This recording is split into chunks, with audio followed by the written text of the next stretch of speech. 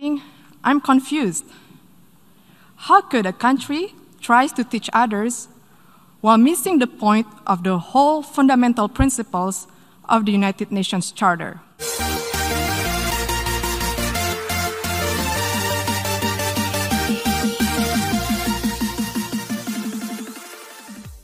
I call on the representative of Indonesia.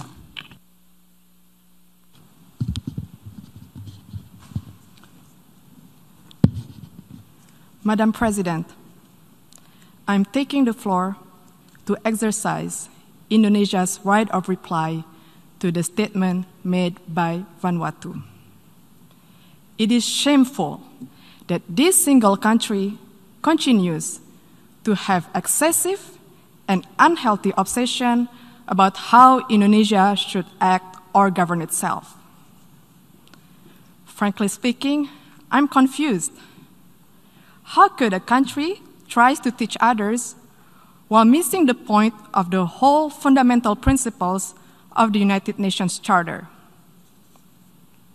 Let me tell them the following.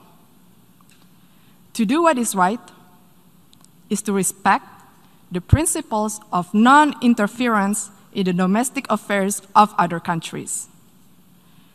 And to do what is right, it is to respect the sovereignty and territorial integrity of other countries.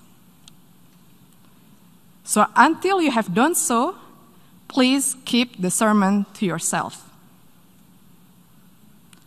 Madam President, the President of Indonesia stated a few days ago in this great Hall of Nations, and I quote, "We must promote a win-win approach in building relations among states that is mutually beneficial," unquote.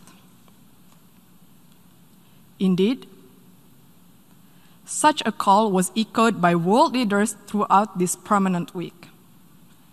But this ignorant country chooses the contrary. At times of an emergency health crisis and great economic adversity, it prefers to instill enmity and sow division by guising their advocacy for separatism with flowery human rights concern. Indonesia, comprising of more than hundreds of ethnic groups, a diverse and multicultural nation with thousands of tribes and hundreds of local languages, spreading across more than 17,400 islands, is committed to human rights.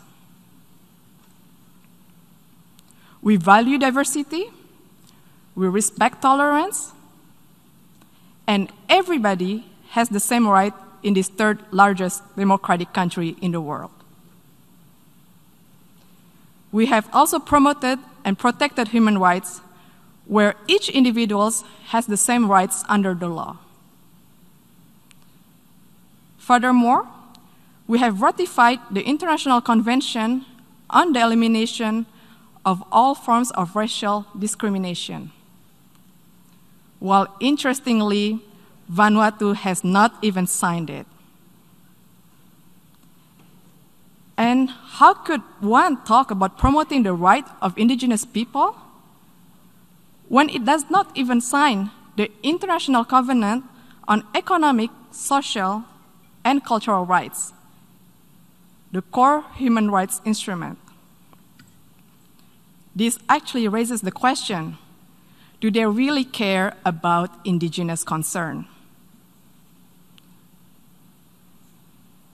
More importantly, Vanuatu has not signed and ratified the Convention Against Torture and Other Cruel, Inhuman, or Degrading Treatment or Punishment. We call on the government of Vanuatu to please fulfill your human rights responsibility to your people and to the world. Madam President, the accusation of human rights is typical. a tall tale that they sell and stage over the years in the hall. Let me tell them, you are no representation of the people of Papua. And stop fantasizing of being one. Papuans are Indonesians.